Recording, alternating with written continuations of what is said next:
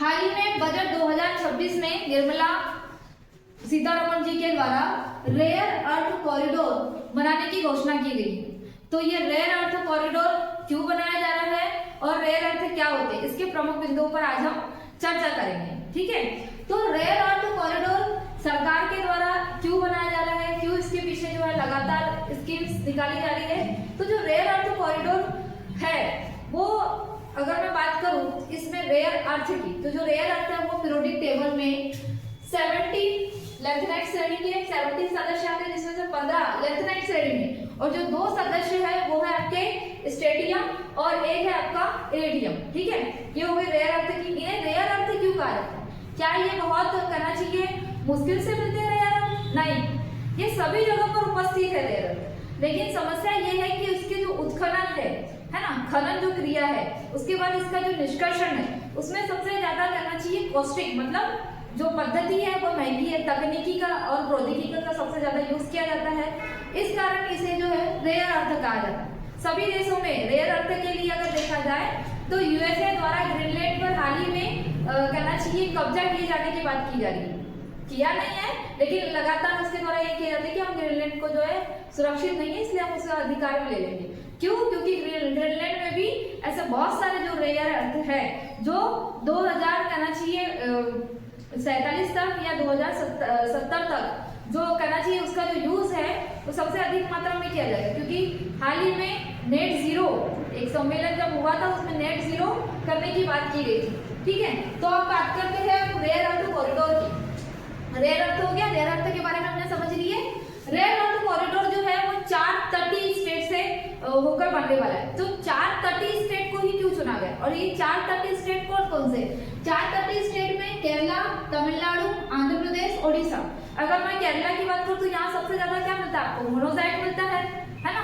और ये इसके अलावा केरला में थोरियम मिलता है, जो यूरेनियम को एग्जिट करके मोनोजाइट या थोरियम का यूज कर सकते हैं। ठीक है, पहला केरला, तमिलनाडु, आंध्र प्रदेश, ओडिशा, इन क्षेत्रों को, इन स्टेट को ही क्यों चुना गया? क्योंकि यहाँ पर निर्यात और कहना चाहिए इसका जो यूज है, मतलब जो खनन प्रक्रिया है, जो निष्कर्षण प्रक्रिया है, वो आसानी से की जा सकती है। इसलिए हमने ये 4 स्टेट को चुना है। अब क्वेश्चन जब पूछेगा कि जो है रेयर अर्थ कॉरिडोर कितने स्टेट से गुजरने वाला है, तो 4। कौन कौन से चुना गया है? तो केरला, तमिलनाडु, आंध्र प्रदेश, ओडिशा। नीचे से पकड़ना है ना, क्योंकि आपको केरला में सबसे ज्यादा थोरियम मोनोजाइट मिलता है। अब ये क्वेश्चन है कि भाई जो रेयर अर्थ कॉरिडोर पर सबसे अगर देखा जाए वैश्विक स्तर पर, तो सबसे ज्यादा किसके पास है? चाइना के पास 90% कब्जा रखता है वैश्विक स्तर पर, है ना। सभी देशों को जो सप्लाई करते रहता है ये रेयर अर्थ। उसके बाद यूएसए के पास, उसके बाद इंडिया के पास। लेकिन इंडिया भी चाइना से रेयर अर्थ का कहना चाहिए इंपोर्ट करता है, मंगवाता है ना। क्यों? क्योंकि हमारे पास सबसे ज्यादा रहने के बावजूद भी हम चाइना के ऊपर निर्भर है। इसके पीछे रीजन ये है कि हम केवल 1% माइनिंग करते हैं। अब 1% माइनिंग इतना सारा है और हम 1% माइनिंग क्यों कर रहे हैं? तो इसके पीछे रीजन ये निकल के आता है कि हमारे यहाँ पे तकनीकी और प्रौद्योगिकी कम है। दूसरी चीज की तकनीकी और जब हम प्रौद्योगिकी का यूज करते हैं तो वो महंगा हो जाता है।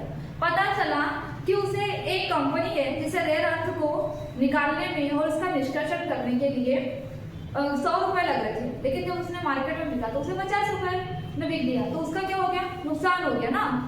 जब भाई उसने इतने तकनीकी और प्रौद्योगिकी की इतनी बड़ी बड़ी मशीनें लगाई तो उसको प्रॉफिट ही नहीं हुआ।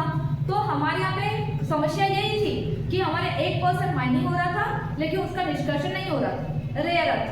ठीक है, तो चाइना पहले पोजीशन पे, यूएसए और फिर इंडिया।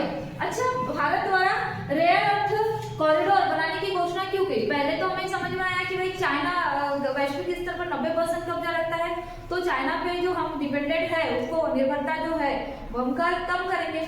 दूसरा कि रेयर अर्थ का जो यूज है, इनका अगर देखा जाए, इसका जो यूज है बैटरी और चिप में निर्माण में किया जाता है। आपके मोबाइल फोन की हो या आपके इलेक्ट्रिक वाहन की हो, जिस चीज की भी जो है उसमें रेयर अर्थ का यूज किया जाता है। दूसरा इलेक्ट्रिक वाहन में, क्योंकि अभी हम पेट्रोल और डीजल के जो कहना चाहिए वाहन है ना, उनको एग्जिट कर रहे हैं। एग्जिट मतलब उनको हटा के हम इलेक्ट्रिक वाहन की ओर अग्रसर हो, ताकि हम 2070 तक के नेट जीरो को प्राप्त कर सकें। ठीक है, तो इलेक्ट्रिक वाहन के निर्माण में इसका यूज किया जाता है। ओला, उबेर जैसी जो कहना चाहिए ईवीएस गाड़ी है उसके निर्माण किया जाता है। फिर मिसाइल बनाने में इसका निर्माण यूज किया जाता है। मोबाइल और लैपटॉप में इसका यूज किया जाता है। ठीक है, तो भारत द्वारा रेयर अर्थ कॉरिडोर को जो बनाया जाएगा इससे क्या प्रॉफिट होगा? क्यों भारत सरकार द्वारा रेयर अर्थ कॉरिडोर बनाने के पीछे जो है 2025 में भी रेयर परमानेंट मैग्नेट स्कीम को लेके आया गया। ऐसा नहीं कि हमने केवल अभी ये ध्यान दिया, 2024 से सरकार के द्वारा लगातार जो है रेयर अर्थ पर काम किया जा रहा था। देन 2025 में रेयर परमानेंट मैग्नेट स्कीम में लेके आया गया, जिसमें इस साल की जो है इसमें सबसे ज्यादा फंडिंग की गई है। अब अभी हाल ही में जो रेयर अर्थ कॉरिडोर बनाने की बात कर दी गई, तो इससे प्रॉफिट क्या होगा? रेयर अर्थ कॉरिडोर जब हम बनाएंगे तो सबसे पहला प्रॉफिट निकलता है कि जो चीन पर जो हमारी निर्भरता है वो क्या हो जाएगी? कम हो जाएगी, है ना।